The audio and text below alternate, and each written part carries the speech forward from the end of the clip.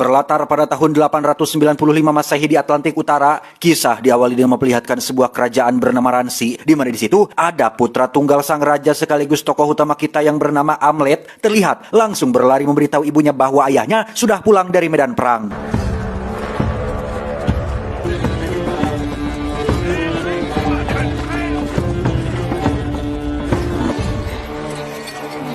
Dan inilah Raja Urfandil yang langsung disambut gembira oleh istri dan Amlet putranya, yang tepat saat mereka sedang merayakan kemenangan, muncullah adik kandung sang raja bernama Yolnir bersama dengan pasukan pribadinya. Salah satu prajuritnya yang mabuk berat nampak menggoda sang ratu dengan kata-kata yang kurang ajar dan tidak pantas didengar, sehingga membuat Yolnir langsung marah dan sempat akan menghajarnya. Tetapi sang raja yang memiliki sifat bijak pun meminta Yolnir adiknya untuk sabar dan maklumi sikap prajurit tersebut. To the kingdom of Rapse!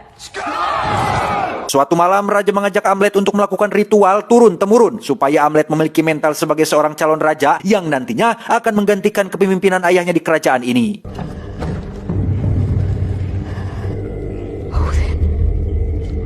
Keesokannya, saat ritual sudah selesai, Amlet dan Raja terlihat berjalan meninggalkan kuil yang tepat saat Amlet sedang iseng menadah salju yang turun, tiba-tiba...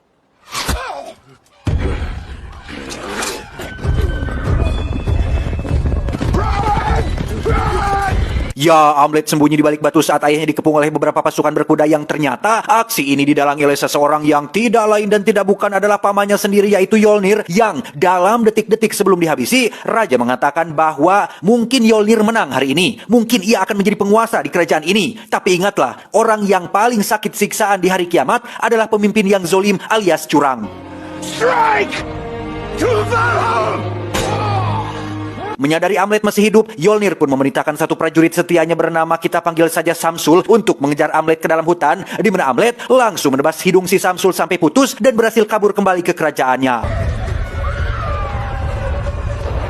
Setibanya di sana, Amlet justru harus melihat pemandangan yang jauh lebih mengerikan ketika pasukan pamannya dan para pengkhianat lainnya melakukan kudeta besar-besaran dengan menghabisi semua orang yang tidak setuju, sehingga Amlet yang tidak punya pilihan lain pun terpaksa menyamar menjadi salah satu warga setempat, sementara Samsul yang takut dimarahi mengaku sudah berhasil menghabisi Amlet dan membuang jasadnya ke laut. Padahal Amlet berhasil kabur dengan sebuah perahu kecil dan berjanji akan kembali ke tempat ini untuk menyelamatkan ibunya yang telah direbut oleh pamannya sendiri.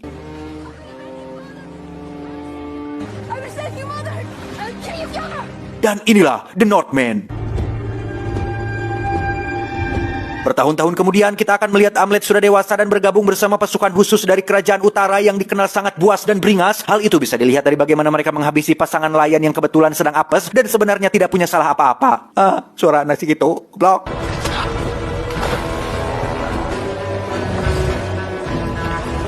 Setibanya di dalam hutan, Amlet dan pasukan khusus ini pun mengelilingi api unggun setelah mengkonsumsi zat yang memabukkan, yang dari sekian prajurit yang tertawa dan berteriak kegirangan, hanya Amlet lah yang teriakannya penuh dengan dendam dan kemarahan yang memang menyimpan rasa sakit mendalam atas apa yang telah terjadi pada ayah dan ibunya. Keesokan paginya, pasukan khusus ini pun langsung mengendap-endap untuk menjalankan misi mereka, yaitu menguasai sebuah desa kecil atas perintah dari pimpinannya yang hanya dengan bermodalkan fisik kuat dan beberapa senjata tajam, Amlet dan kawan-kawan mampu menembus penjagaan yang ketat, bahkan menghabisi seluruh prajurit dengan jumlah mereka yang sedikit.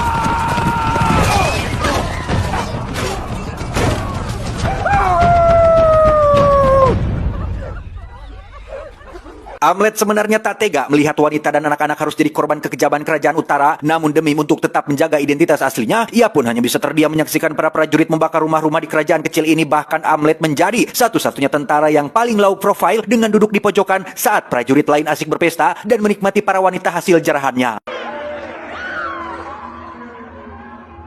Keesokannya, tepat saat pria dan wanita sehat dijadikan sebagai budak dan akan dijual kepada seorang raja bernama Yolnir, Amlet langsung bisa menyadari jika mereka akan dikirim kepada sang paman yang telah menghabisi ayahnya, sehingga tanpa berpikir panjang, Amlet langsung memotong rambutnya, mencap dadanya dengan tanda para budak, kemudian berenang menuju perahu para budak yang akan dikirim kepada Raja Yolnir.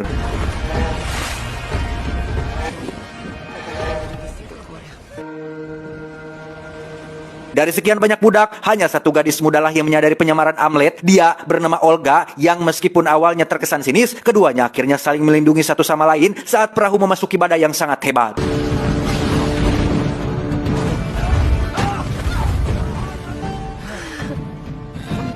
Setibanya di daratan dengan sebagian besar budak yang maut dalam perjalanan akibat kelaparan, Amlet dan Olga pun langsung disambut oleh pasukannya Yolnir yang ternyata salah satunya adalah si Samsul, orang yang hidungnya pernah Amlet tebas waktu itu. Flying!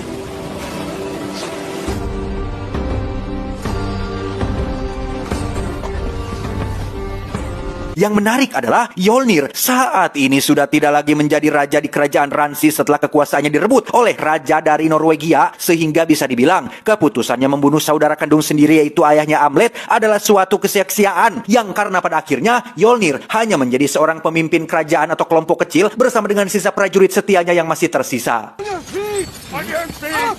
Fly! Line up! Meskipun kelompok yang dipimpin Yolnir saat ini hanya sebuah, ya bisa dibilang kerajaan kecil, tapi putranya yang bernama Thorir berlaga seperti seorang pangeran dari kerajaan besar yang nampak begitu sombong memandang budak seperti Amlet ini. Never look me in the eye, slave. Keesokannya Amlet dan para budak pun mulai dipaksa bekerja dengan menjadi pesuruh yang melakukan segala macam jenis pekerjaan yang tepat saat Amlet memasuki kediaman milik Yolnir. Di situ ia akhirnya bisa kembali melihat wajah ibunya yang sudah diperistri oleh Yolnir dan anehnya tidak ada raut keterpaksaan yang ditunjukkan oleh wajah ibunya. Shut the door. Hal itu membuat Amlet menjadi sangat bingung dan sempat ditanya oleh Olga terkait pencariannya apakah sudah ditemukan atau belum. Amlet yang masih berambisi untuk balas dendam pun diam-diam keluar dari gubuknya untuk mencari sebuah goa yang katanya menjadi tempat disimpannya sebuah pedang bernama pedang takdir, yang ketika Amlet sudah sampai di lokasi, ia akhirnya berhasil menemukan pedang tersebut yang ternyata masih dipegang erat oleh jasad pemiliknya yang sudah mengering, di mana Amlet sempat terlibat pertarungan yang sebenarnya terjadi hanya di dalam pikirannya saja.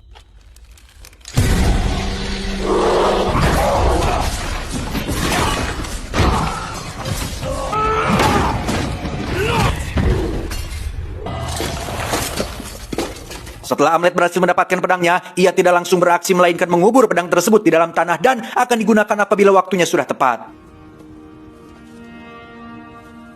Keesokannya ketika sedang bekerja, Amlet tiba-tiba dihampiri oleh Thorir yang mengajaknya untuk ikut dalam sebuah pertandingan tradisional layaknya sepak bola, di mana pertandingan ini akan diikuti oleh para budak dari dua kerajaan yang berbeda untuk saling adu kemampuan dengan membawa nama dan harga diri kerajaannya masing-masing.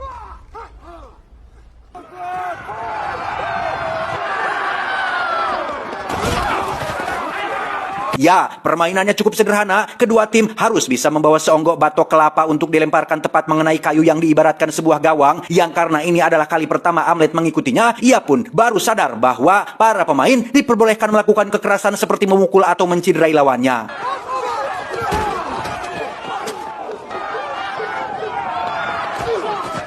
Setelah beberapa kali percobaan, semua anggota tim Yolnir pun harus tumbang dan menyisakan hanya Amlet saja. Tak ingin timnya kalah, anak bungsu Yolnir yang bernama kita panggil saja si bungsu pun turun ke lapangan untuk melempar sendiri bolanya. Yang tepat saat pemain lawan menghantam si bungsu hingga ngagoler, Amlet yang teringat dengan masa lalu pun langsung nyerenteng melakukan serangan dan berhasil menyelamatkan si bungsu dari kematian.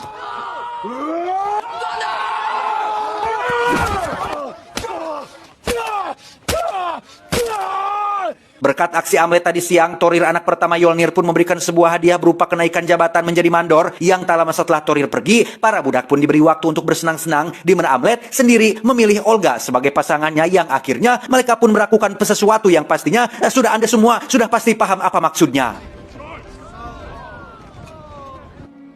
Only if you were searching for me. Beberapa hari berlalu setelah Amlet sudah jadi mandor dan punya kebebasan untuk bergerak lebih leluasa, ia pun mulai menjalankan aksi balas dendamnya, dimulai dengan menghabisi kawan-kawan terdekat Thorir untuk digantung tepat di atas sebuah gubuk. Look, father! Look what has been done to my brave friends! Karena di masa itu belum ada pengetahuan tentang penyelidikan sebuah kasus, maka Yolnir pun menyerahkan masalah ini kepada seorang dukun yang tentu saja akan mengaitkan segala sesuatu kepada hal goib, di mana dukun tersebut mengatakan bahwa pelakunya adalah roh jahat yang kelaparan sehingga mereka harus melakukan ritual pengorbanan untuk membuat roh tersebut kenyang. Yolnir langsung menyiapkan seorang gadis perawan dari kaum budak untuk dijadikan tumbal, di mana Amlet sendiri terlihat sedang berada di perbukitan mengaum seperti seekor serigala sehingga memancing anjing-anjing penjaga mulai mengamuk tidak karuan yang membuat Yolnir sempat mendapat serangan. Rocky! Rocky! Dengan asumsi bahwa para anjing sudah kerasukan, Yolnir dan semua orang pun langsung berkeliling menghabisi satu persatu anjing penjaga, sementara Amlet memanfaatkan kesempatan itu untuk melepaskan si gadis perawan dan menggantinya dengan seorang penjaga yang ia gantung di atap gedung. Karena anjing-anjing penjaga sudah habis dibantai, Yolnir pun tidak punya pilihan lain selain mempercayakan perlindungan kepada Amlet dan para budak pria untuk melindungi peternakan ini. Sementara Olga yang bertugas di dapur pun sudah kong-kalingkong dengan Amlet untuk memasukkan sejenis racun ke dalam makanan para prajurit yang masih tersisa agar mereka mengalami halusinasi yang sangat parah.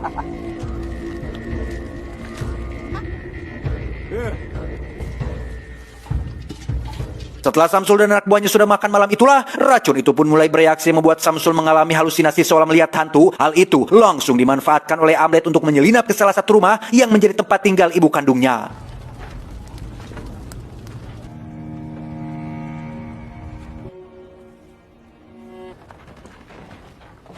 Alih-alih mengajak ibunya kabur, Amlet justru harus mengalami sakit hati luar biasa tatkala baru mengetahui jika dalam dibalik pembunuhan ayahnya ternyata adalah ibu kandungnya sendiri. Akhirnya diketahui bahwa si ibu dulunya adalah seorang budak yang diperistri oleh ayahnya, namun karena sering ditinggal pergi berperang, si ibu diam-diam berselingkuh dengan Yolnir yang notabene adalah saudara kandung dari suaminya sendiri, sehingga ketika hubungan mereka sudah terlalu dalam dan menganggap suaminya sebagai penghalang, si ibu pun memujuk Yolnir untuk menghabisi kakak kandungnya sendiri sekaligus menghabisi darah dagingnya sendiri, yaitu Amlet, demi bisa hidup dengan Yolnir dan menguasai kerajaannya. Amlet yang kebingungan pun pergi meninggalkan ibunya dan melampiaskan semua kemarahannya dengan menghabisi anak pertama Yolnir, yaitu si Thorir yang sombong. Lantas menemui Olga untuk memintanya bersikap sebiasa dulu supaya tidak dicurigai telah terlibat dalam membantu Amlet selama ini. I will not kill a woman. Not even her. Sama seperti Amlet, Yolnir pun sangat marah besar melihat anaknya sudah terbujur kaku tak bernyawa. Lantas, ia pun mengumpulkan semua budak yang dianggap mencurigakan, kemudian menghabisi mereka semua satu persatu menggunakan pisau. Yang tepat saat Olga akan dihabisi, muncullah Amlet di kejauhan yang menantang mereka semua untuk bertarung.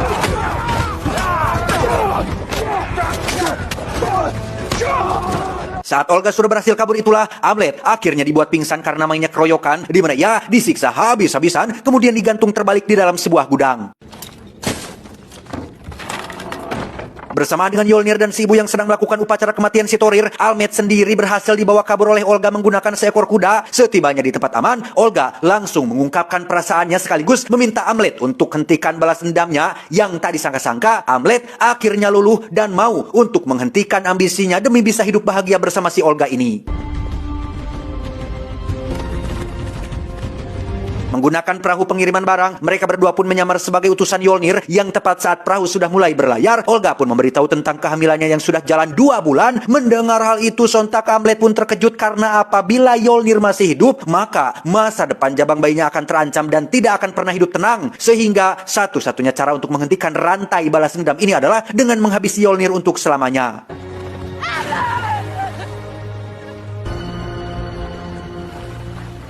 Tepat saat gunung meletus, Amlet pun sudah tiba di lokasi peternakan Yolnir dan langsung menghabisi si Samsul yang setelah semua penjaga sudah berhasil ditumbangkan. Kini saatnya Amlet mendatangi rumah Yolnir, tapi tiba-tiba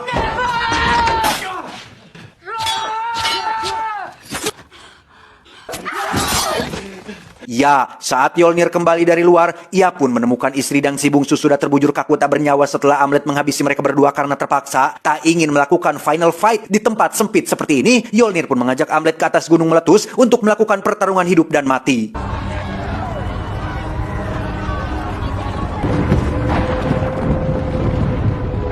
Tanpa membuang waktu lagi, paman dan keponakan pun bertarung habis-habisan di antara lahar yang terus mengalir, di mana Amlet akhirnya roboh setelah Yolnir menggunakan seluruh kemampuannya. Di detik-detik krusial itulah, Amlet teringat dengan Olga dan calon bayinya, sehingga berkat kekuatan cinta dan cicilan HP di aku laku yang belum lunas, Amlet pun langsung mengayunkan pedangnya dan ya, Yolnir akhirnya maut setelah kepalanya potong. Namun Yolnir juga sempat berhasil menembuskan pedangnya ke dada Amlet, sehingga meskipun ia maut, namun Olga dan calon bayinya mereka masih bisa hidup tenang meski istrinya akan berstatus janda dan anaknya akan menjadi anak yatim. Setelah Amlet maut, Olga yang masih berlayar di atas perahu pun tak sengaja memasuki badai hebat yang membuat perahunya terbalik dan menyebabkan semua penumpang tewas seketika, sehingga sia-sialah pengorbanan Amlet karena pada akhirnya tidak ada yang tersisa dari mereka semua.